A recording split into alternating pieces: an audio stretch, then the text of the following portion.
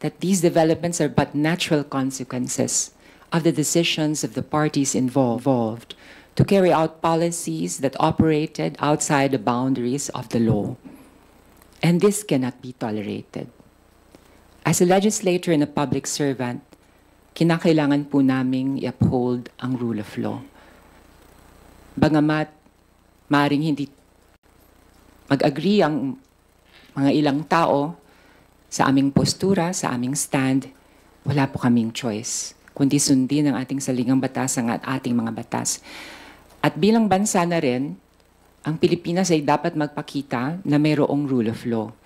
Alam nyo, may nakausap ako mga investors. Ang sabi nila, ang problema namin, pag nakikita namin ang isang bansang walang rule of law, natatakot kami. Kasi arbitrarily, the laws are applied or not, wala kaming kasigurahan, wala kaming stability.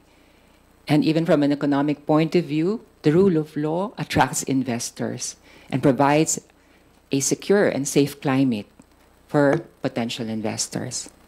Now, as a nation also, I think this is just a personal suggestion.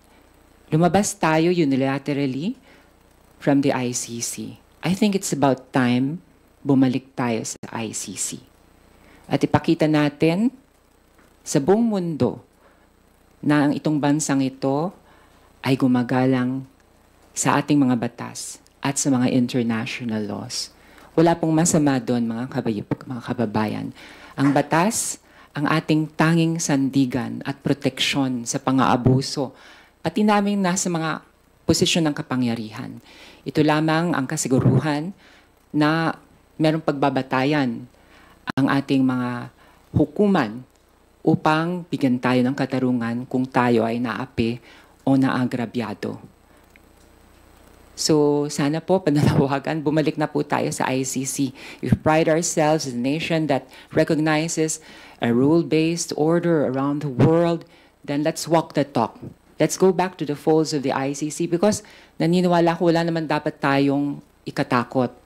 Dahil naniniwala rin po ako ng ating Pangulo ay desidido na i-uphold ang rule of law at wala siyang itatago.